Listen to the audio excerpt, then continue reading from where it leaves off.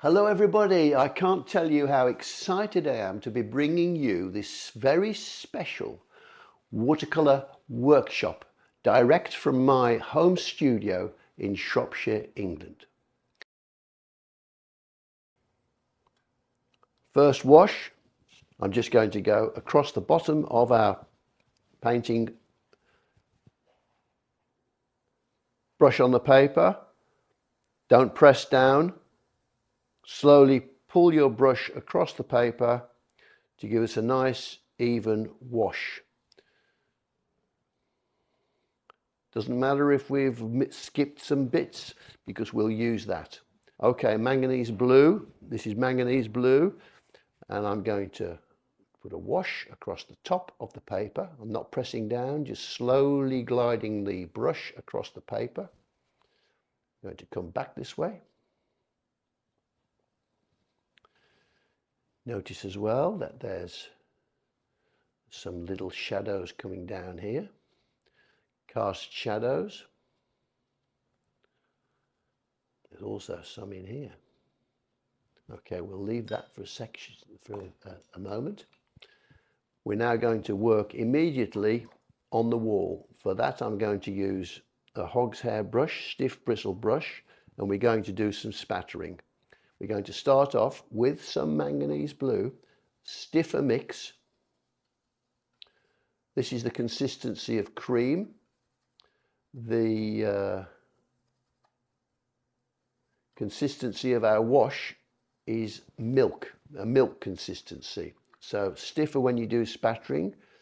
When you spatter, always have your finger at right angles to your brush. Have a little test first to make sure the dots are fine enough. Okay, and off we go. We're going to start, even at this stage, building up texture on this old wall. This cottage is actually more than 200 years old. So it's seen a lot. It's seen a lot in its history.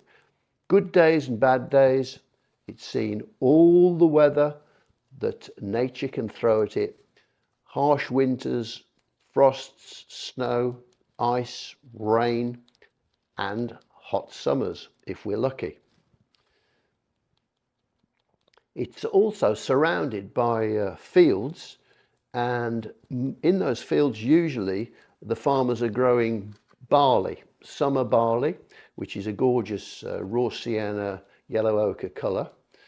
And I'm sure some of that barley has gone into the cottage to imbue it with a special kind of feeling. It's taken on the atmosphere of the surrounding area. I'm now going to go to raw sienna, mix, this is for more spattering, consistency of cream.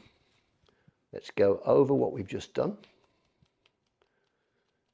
As little dots of raw sienna hit the manganese blue, they turn into a beautiful muted green.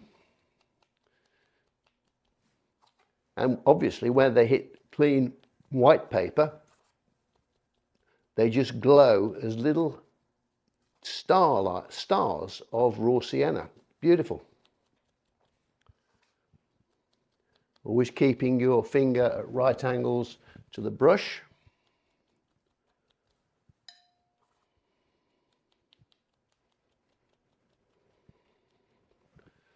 Okay, now I'm going to get some lemon yellow, which is a cold, hard yellow. Beautiful colour. Beautiful creamy colour. Sometimes it can be, depending on the brand you use, it can be a little bit opaque, but that's okay. Off we go with this. Again, when this lemon yellow hits dots of manganese blue, it creates a wonderful green, almost like the rusty colour on an old bell or bits of cast iron.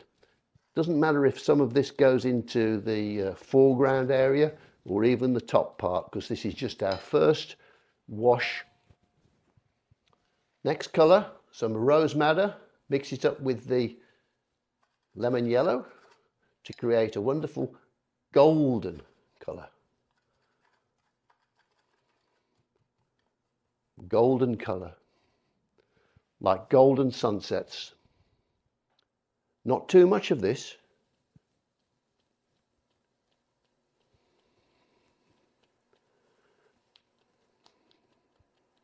Now this also has the effect, if you stand far enough away from this painting, if it was in an exhibition, it's called aerial mixing.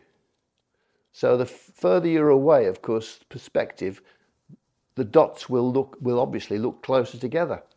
It's like the pixels on your computer screens. They're composed of thousands, millions of tiny little dots. Same with this. We're just giving an impression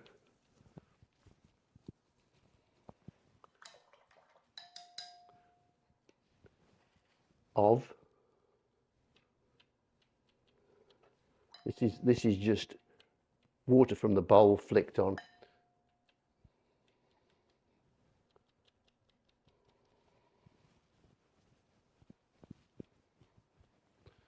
Hello everybody, I can't tell you how excited I am to be bringing you this very special watercolour workshop direct from my home studio in Shropshire, England.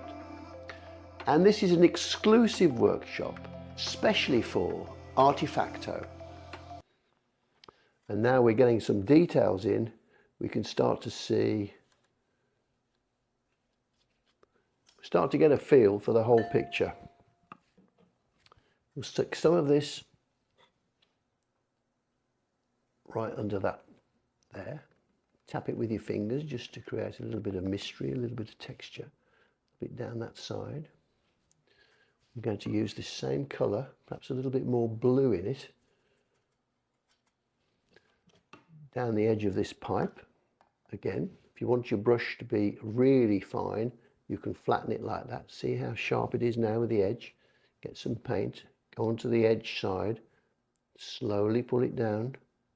Gives you a nice straight line. What is that? Some strange contraption. I don't know what it is, but it's interesting because it's that is giving us the cast shadow. And on the end of it is some kind of round, old, rusty thing. I'm not sure what it is. Now you can get that by pressing down with the end of your paintbrush.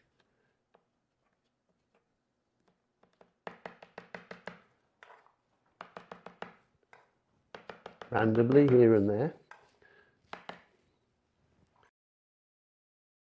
Before you start your painting, it's important to get your head into the right frame of mind, to just put all the issues and problems of your everyday life, if you have any, out there somewhere, and just to focus and concentrate on your painting. Because this is your time, it's your space.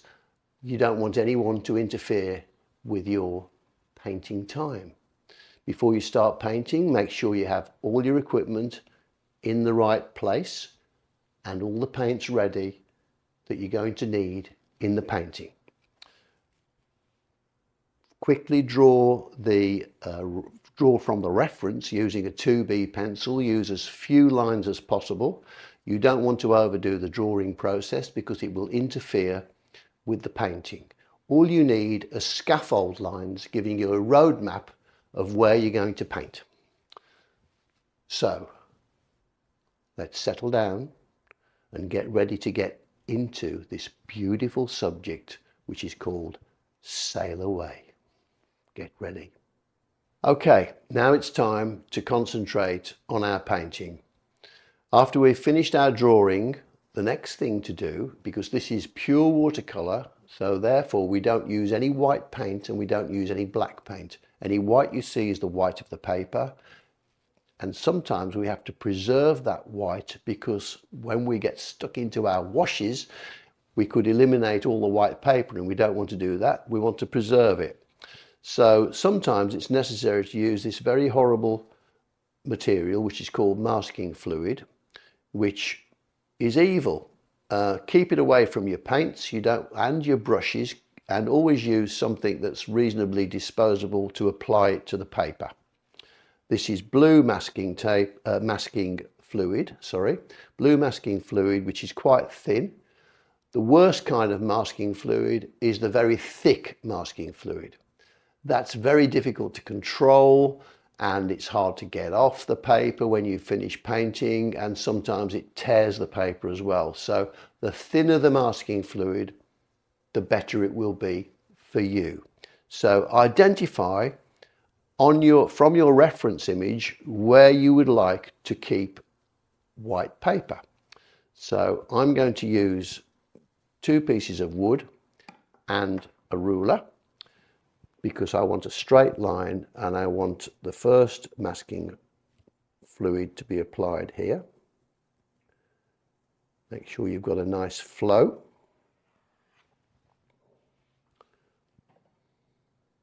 Using a dip pen, steel dip pen, which is good for applying details. A little bit down here, and perhaps there's a little bit on the bottom edge of the frame of this painting.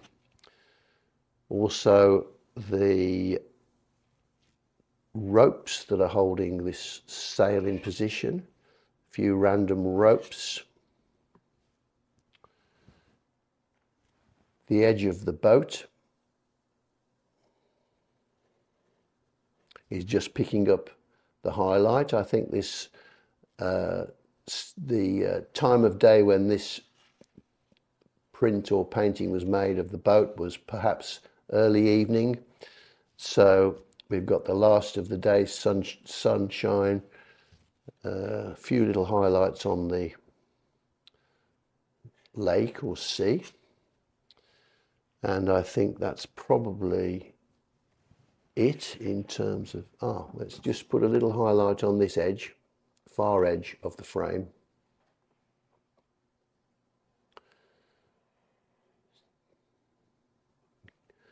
Also on the wall here is an old nail or screw, so I think that's important because we can have some fun trying to make this look 3D using a little cast shadow. We'll get into that later.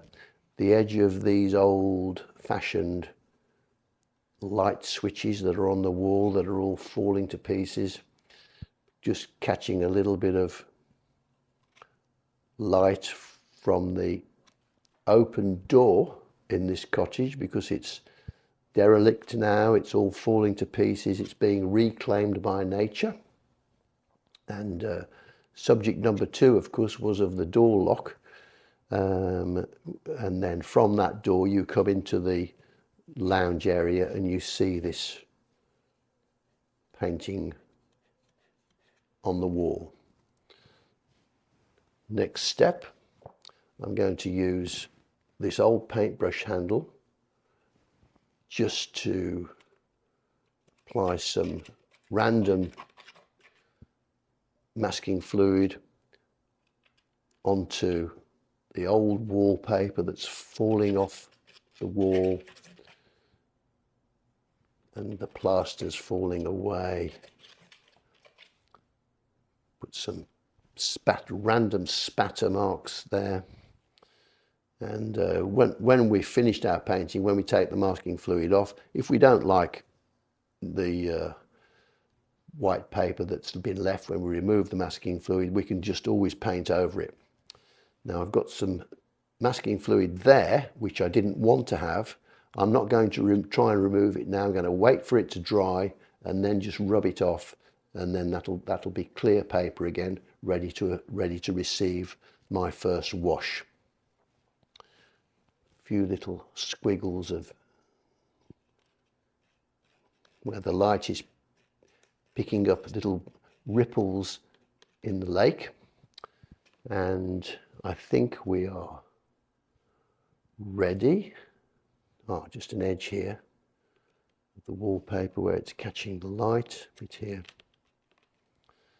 We're ready to go. So I'll just now wait for this to dry for a few minutes. It's very important to let your masking fluid dry completely before you start to apply paint.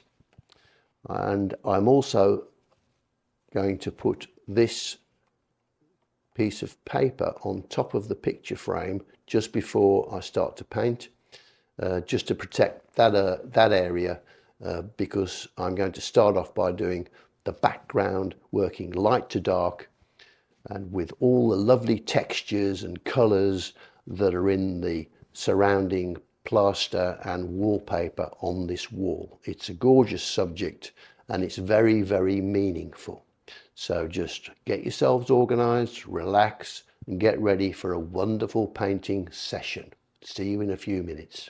My next stage, I'm going to remove all the masking fluid that I applied at the beginning of the painting, and you know how I did that because I've shown you in the previous two paintings. So rejoin me in a few seconds after I've removed the masking fluid. See you in a minute. Okay, so I've removed all the masking fluid from the surface of the painting, and I've revealed some quite nice shapes of white paper.